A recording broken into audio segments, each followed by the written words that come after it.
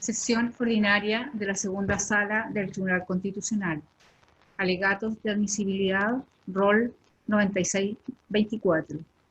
Requerimiento de inaplicabilidad por inconstitucionalidad respecto al artículo 55 de la Ley 19.968 que crea los tribunales de familia. Tiene la palabra el relator, don José Francisco Lepe. Muchas gracias, señora presidenta. De conformidad con el autoacordado sobre vista de causas de este tribunal de 2009 y su modificación de marzo del presente año, certifico que se encuentra sesionando la segunda sala del Tribunal Constitucional, integrada por su presidenta, ministra señora Abram, y sus ministros señores García, Pozo y Letelier y señora Silva. El requerimiento de inaplicabilidad deducido en estos autos respecto de la norma recién enunciada establece el ámbito de aplicación del procedimiento ordinario bajo la Ley 19.968, el que es aplicable al tenor de la disposición cuestionada a todos los asuntos contenciosos cuyo conocimiento corresponda a los tribunales de familia que no tengan señalado otro distinto, ya sea en la propia Ley de Tribunales de Familia o en otras leyes especiales.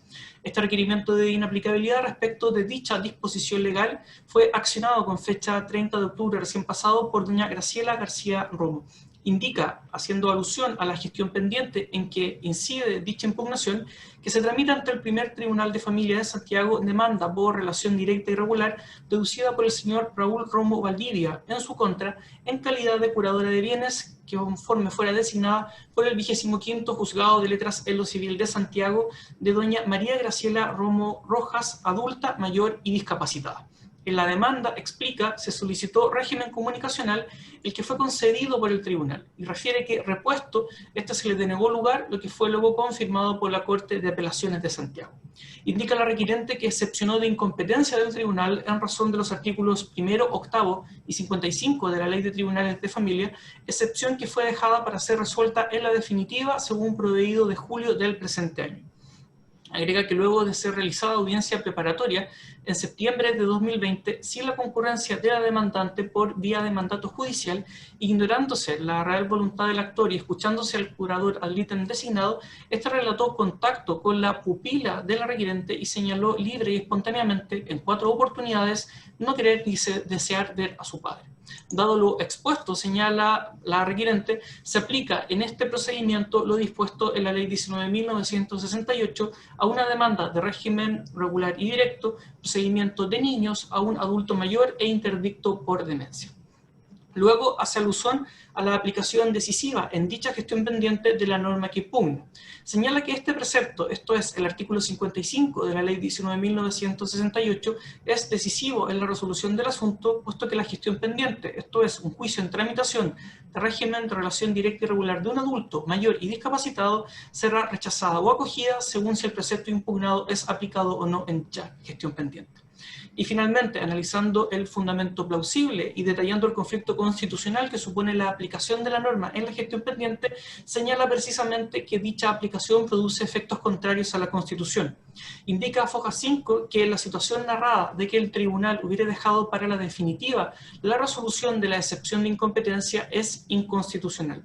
De la lectura del artículo 67 de la Ley 19.968, explica el actor que se tiene que la resolución que se pronuncia sobre las excepciones es inapelable, y que el procedimiento ordinario de familia establecido en los artículos 55 y siguientes de la Ley 19.968 es para y por los niños en razón de la Convención Internacional de los Derechos del Niño, y su aplicación al caso concreto produce un resultado contrario a la Carta Fundamental.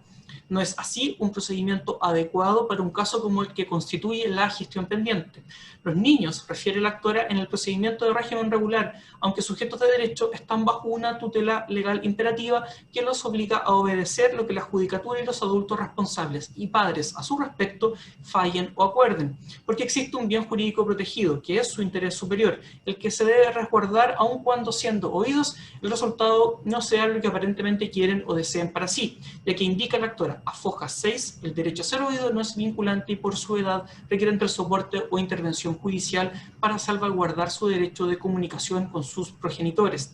Y en el caso de un adulto, es inaplicable esta tutela legal imperativa porque estos todavía se han ya emancipado, no pudiendo decidir terceros ni obligarlos sin su consentimiento, lo que vulnera a todas luces, explica la actora, la Constitución y las leyes. Y es más, agrega, siendo adulto mayor, ostenta custodia y sí privilegia su autonomía, y en la discapacidad ocurre una situación de similar naturaleza. Todo ello sin perjuicio, alega, de que teniendo curador de bienes, este debe adecuar su conducta a la ley. La ley 19.968 es una manifestación de conformar nuestro derecho interno con las obligaciones legales contraídas por el Estado en materia internacional. Y lo mismo ocurre también, agrega, con el Tratado sobre los Derechos Humanos de las Personas Mayores, para cuyo efecto el Estado chileno no ha dictado normas precisas para su ejecución interna. Pero en estas convenciones, en ambas convenciones, se establecen derechos para los sujetos niños hasta los 18 años de edad y adultos mayores sobre los 60 años y obligaciones en consecuencia para el Estado de Chile. Por ello, la actora argumenta a fojas 7 de su requerimiento de inaplicabilidad que aplicar un procedimiento determinado a niños respecto de un adulto mayor vulnera la dignidad como principio de la Constitución y su aplicación por analogía también vulnera el debido proceso que informa el artículo 19, número 3, inciso 6 y el principio de inexcusabilidad que rige el actuar de los tribunales de justicia. El requerimiento fue admitido a tramitación a fojas 28 con fecha 3 de noviembre del presente año. A fojas 34 se llamó a las partes a alegar sobre su admisibilidad y a fojas 37 con fecha 30 de noviembre del presente año se hace parte en autos don Raúl Romo Valdivia. Es todo, señora presidenta. Gracias. Por la requerente, y hasta por 10 minutos, tiene la palabra don Rodrigo Echeverría. Muchas gracias, con la venia de su señoría excelentísima. Vengo a alegar en favor del recurso de inaplicabilidad por causa de inconstitucionalidad de Marras. Su señoría excelentísima, el procedimiento establecido en el artículo 55 y siguiente de la ley 19.968 es un procedimiento establecido para niños. En su historia fidedigna, de hecho, se trató y se analizó o razonó respecto de incluir a personas en situaciones de riesgo como adultos mayores y discapacitados, y fue rechazado 3 veces, salvo para su inclusión en el artículo en 92 y siguientes en el contexto de violencia familiar, pero en ese caso en particular existe el artículo 100 de la ley 19.968 que establece que la víctima, cuando la denuncia es un tercero, puede manifestar su voluntad y dejar sin efecto entonces esta acción.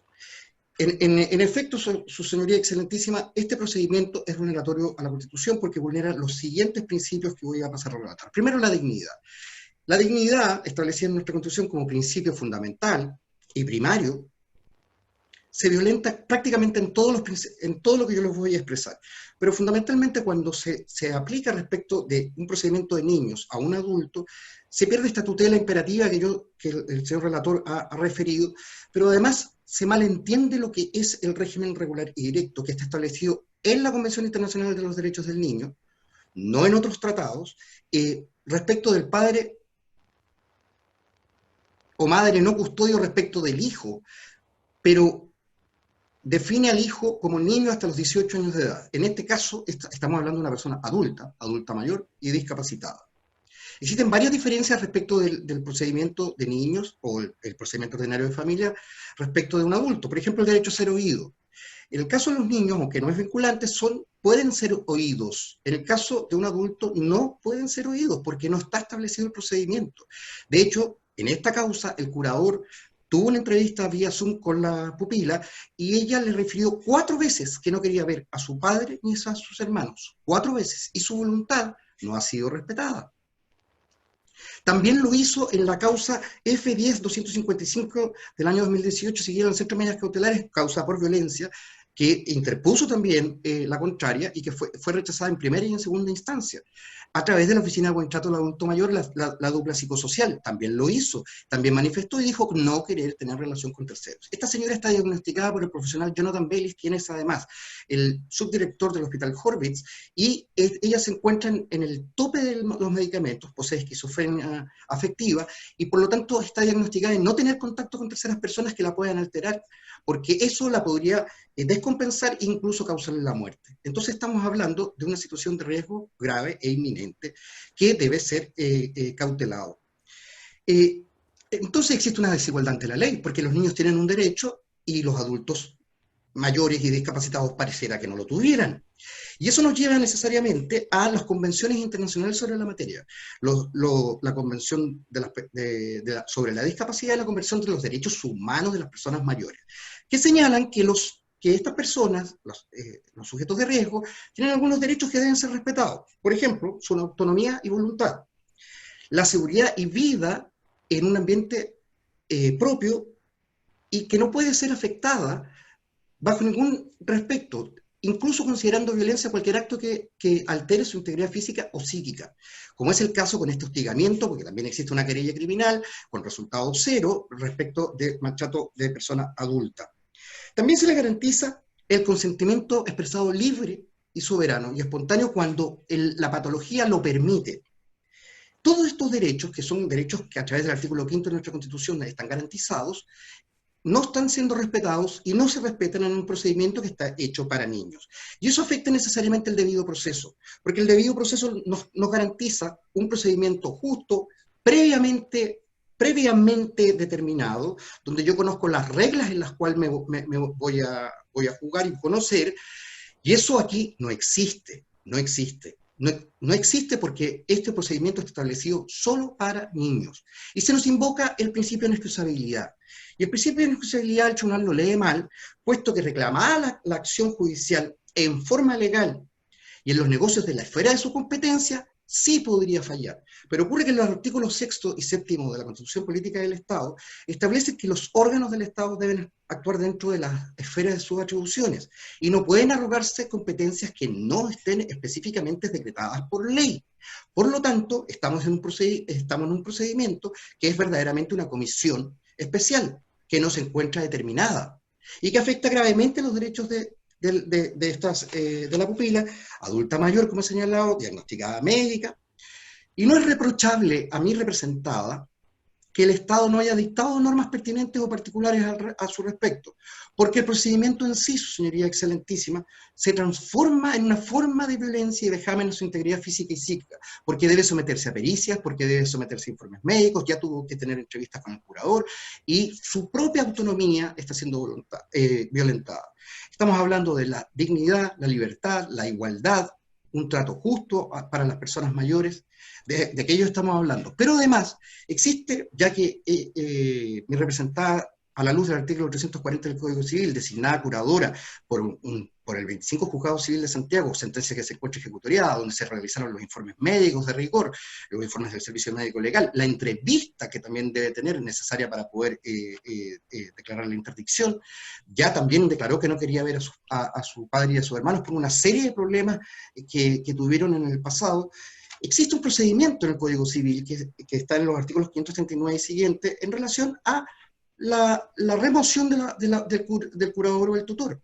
Si no les parece, la forma en que se realiza la curaduría, que aun cuando está siguiendo 100% las obligaciones éticas y legales de seguir las recomendaciones médicas, existe un procedimiento para cambio de curador, acción que efectivamente es la competente para discutir si las atribuciones del curador o el régimen que están solicitando era procedente o no. No puede entonces reprochársele a mi representada y someterla a un juicio injusto y a verdaderos apremios ilegítimos, contrarios per se a la Constitución, en este caso. Y se está aplicando un procedimiento de niños con reglas no conocidas, no conocemos las reglas, y esta persona se encuentra entonces severamente afectada, y la aplicación del artículo 55 a la luz del artículo 93, número 6 de la Constitución Política del Estado, pisa la Constitución, la contraviene, y la resolución de la cuestión pendiente es gravitante para efectos de los derechos de mi representada. Por lo cual, su señoría excelentísima, yo solicito sea declarado admisible y se mantenga la suspensión del procedimiento establecido. Muchas gracias. Gracias a usted. Por la parte de Raúl Romo Valdivia, ya hasta por 10 minutos, tiene la palabra don Domingo Poblete. Muchas gracias, señor presidente. Con la venia de este excelentísimo tribunal, alego en representación de don Raúl Romo, solicitando se declare la inadmisibilidad de este requerimiento por las razones que intentaré exponer en estos 10 minutos que se me han dado. Señoría excelentísima, parece importante comenzar precisando, en la gestión pendiente de mi representado, don Raúl Romo, de 95 años, solicita al Tribunal de Familia, jurisdicción especializada, que se determine un régimen de relación directa y regular con su hija de 66 años, discapacitada, a quien su curadora le impide tener contacto con su padre. Eso es lo que está en discusión en la gestión pendiente, y es ahí donde supuestamente inciden los preceptos legales cuya inaplicabilidad se solicita a este tribunal, con manifiesta falta de fundamento, como intentaré exponer a continuación. Señoría Excelentísima, en primer lugar, nos parece que concurre en este requerimiento claramente la causal de falta de fundamentos del artículo 84 de la Ley Orgánica Constitucional de este excelentísimo tribunal para declarar la inadmisibilidad. El requerimiento no tiene fundamento plausible, carece de fundamentos por 4 defectos básicos que son los que me interesan. En primer lugar, falla visiblemente el requerimiento en identificar de modo preciso, con la mínima precisión, cuál es el precepto que pretende atacar. Hay una falta de claridad máxima. Si atendemos a la entrada del requerimiento, señor excelentísimo, la primera página nos dice: solicita declarar contrario a la Constitución la aplicación del artículo 55 de la Ley 19.968 en relación al artículo 8º y 1º de la precitada ley. O sea, 3 normas. Después dice: el precepto legal cuya impugnación se solicita señala, y después cita los 3 artículos, ahora de modo un poco más definido: el inciso primero del artículo primero, el numeral 2 del artículo 8º y el artículo 55 íntegramente. ¿Cuál es el problema, señor excelentísimo? Que estos preceptos son los que crean los tribunales de familia, los que determinan la competencia para conocer de la demanda del régimen de relación directa y regular, y por último el que fija el procedimiento completo al cual debe regirse esta demanda interpuesta por mi representado. Si nos atenemos a la primera página del requerimiento, cómo se presenta la impugnación, está el requerente promoviendo que por este excelentísimo tribunal se determine la inaplicabilidad del artículo que crea el tribunal al que le corresponde conocer, el que le otorga competencia y el que determina el procedimiento completo, señor excelentísimo. De acogerse, no existiría tribunal para conocer la gestión pendiente en esos términos. Más adelante, en el cuerpo del escrito, y de manera confusa, plantea que en realidad es el procedimiento ordinario establecido en los artículos 55 y siguientes los que producirían el efecto inconstitucional. O sea, nos traslada al artículo 55 y los que corresponden a ese párrafo, ahí estaría en realidad el objeto de la impugnación. Y por último, en el petitorio precisa que en realidad se referiría al artículo 55 como el precepto legal impugnado, a pesar de que al iniciar el requerimiento refería a estas 3 normas. Entonces, no logra indicar, nos parece con una mínima claridad, cuál es el precepto que se propone impugnar y por qué motivo. Esta imprecisión dificulta en extremo la defensa de esta parte y creemos la evaluación que corresponde hacer a este excelentísimo tribunal en relación con la admisibilidad y sobre todo respecto del fondo. ¿Por qué? ¿Por qué decimos lo anterior, señor excelentísimo? Porque obviamente, dependiendo del precepto que se propone impugnar, dependen los efectos de la inaplicabilidad. Entonces hay una radical incerteza acerca de los efectos que se seguirían de acogerse a la acción. Imaginemos, se declara admisible hoy, se conoce y se acoge. Si nos atenemos a lo que indica el requerente en la entrada, que impugna el artículo primero, el artículo 8º, número 2 y el 55, bueno, el resultado es que no va a existir tribunal competente para conocer de la gestión pendiente. No va a poder dictarse sentencia, resolución alguna, porque incluso el artículo que crea el tribunal no va a poder ser aplicado. La gestión pendiente quedaría ad aeternum indefinida, quedaría una especie de limbo jurídico. Mi representado no podría obtener una decisión, algo tan básico respecto de su petición de tener un régimen de relación directa y regular, señor excelentísimo. Nos parece que ese resultado, cuesta imaginar un resultado más inconstitucional que ese, que quede la gestión pendiente sin poder ser resuelta por la impugnación vaga, genérica, amplia de los artículos que crean el tribunal, le otorgan la competencia y le otorgan el procedimiento. Ahora, si vamos al petitorio, si nos ponemos de acuerdo en que en realidad, a pesar de haberse propuesto impugnar estas otras normas, en realidad lo que el requerente plantea es que sería inaplicable únicamente el artículo 55. Bueno, ¿cuál es el problema de eso? Que el artículo 55 es la norma que fija y determina la totalidad del procedimiento aplicable a la gestión pendiente. La totalidad del procedimiento. Y usted se preguntará, señor excelentísimo, ¿por qué la totalidad del procedimiento va a estar en un solo artículo? Bueno, es que este es el artículo que hace aplicable el párrafo completo que viene con posterioridad. Son 14 artículos que dependen del 55. ¿Por qué? Porque dice procedimiento ordinario, es el que regula el procedimiento ordinario. Dice el procedimiento de que trata este párrafo se aplicará a todos los asuntos contenciosos que no tengan regulación especial. Entonces el requerente nos dice, inaplique ese artículo. Luego, para conocer de la gestión pendiente, si nos atenemos a los términos estrictos del territorio, resulta que el juez no va a poder aplicar el 55. Es decir, no va a poder aplicar ninguno de los preceptos procesales del párrafo que regula el procedimiento ordinario. Señor Excelentísimo, son 14 artículos. Y solo para que usted, Excelentísimo Tribunal, pueda comprender o vislumbrar a qué se refieren. Están ahí contenidos los requisitos de la demanda y la contestación, las reglas de citación a las audiencias, artículo 59, las reglas de comparecencia, artículo 60, las que rigen la audiencia probatoria y sus trámites, artículo 61, el contenido de la resolución que debe citarse a juicio, la regulación de la audiencia misma de juicio, la recepción de las pruebas, todas las reglas sobre producción de las pruebas, artículo 64, la dictación de la sentencia, artículos 65 y 66, la posibilidad de celebrar una nueva audiencia si quedan antecedentes sin ser conocidos suficientemente por el tribunal, el régimen de recursos aplicable, artículo 67. Ninguno de estos preceptos va a poder ser aplicado por el juez de fondo para resolver la gestión pendiente. Es lo que nos propone el requerente con su presentación.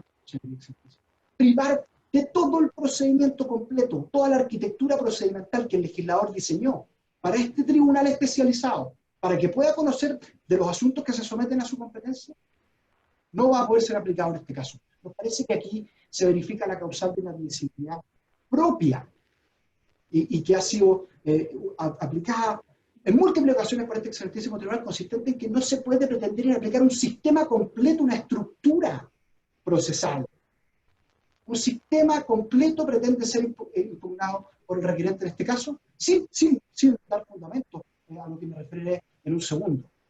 Señor excelentísimo, pero hay un defecto adicional, es que parece no repararlo el requerente, que además conspira contra su propio propósito. Nos dice, privado el procedimiento no va a poder resolver, entonces va a corresponderle en realidad al juez civil, está invitando a este excelentísimo tribunal a que determine cuál es el tribunal competente. Eso es lo que nos está proponiendo el requerente, señor excelentísimo. Eso parece ser, pero sabemos que eso no corresponde. Este tribunal no define competencias de los tribunales, salvo ejerciendo una atribución muy especial, que es la contienda de competencia, que nada tiene que ver en este caso, señor excelentísimo. Entonces, nos parece que el defecto es vistoso, es irremediable. Pero hay uno adicional. Sigamos la lógica del requerente. Y le aplicamos el 55. No tiene ni una norma procesal de las que el legislador previó precisamente para esta jurisdicción especializada. ¿Cuál es el problema para el requerente, señor excelentísimo?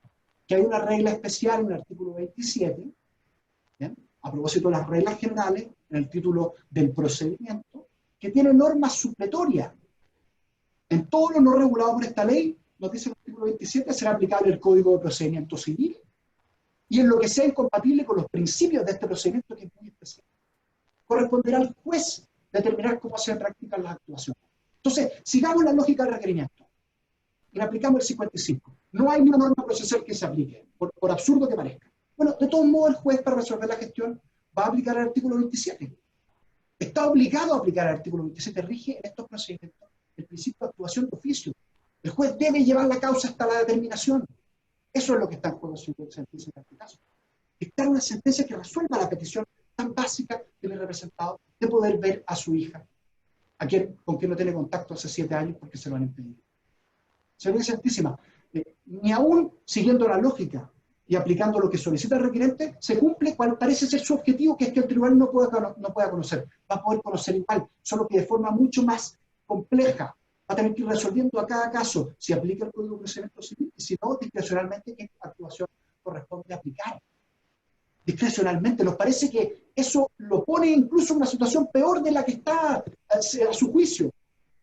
La regulación procesal es muy desarrollada, profusa, las audiencias completas, las oportunidades de prueba, plenas oportunidades de prueba en las partes.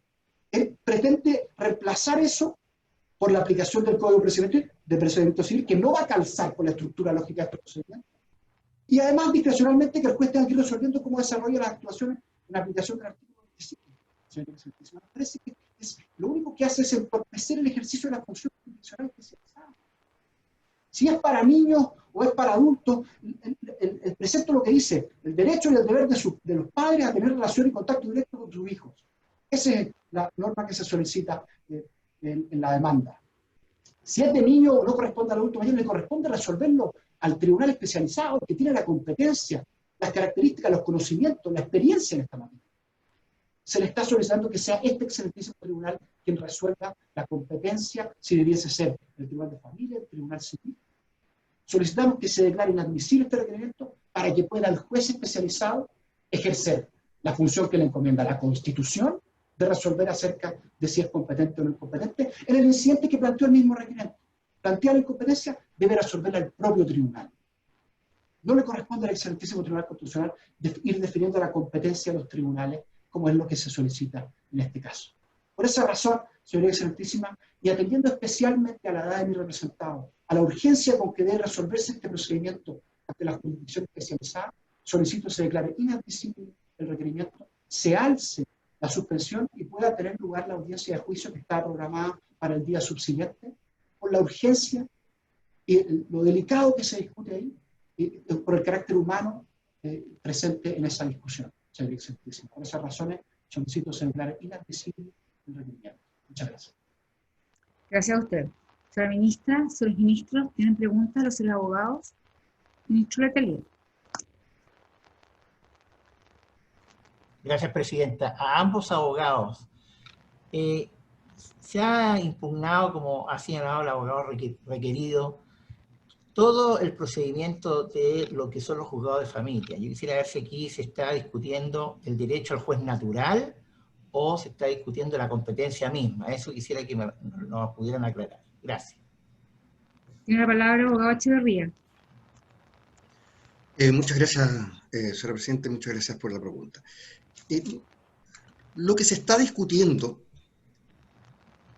es si es posible aplicar un procedimiento establecido para los niños, que tiene un juez competente, como es el juez de familia, a un adulto mayor y discapacitado.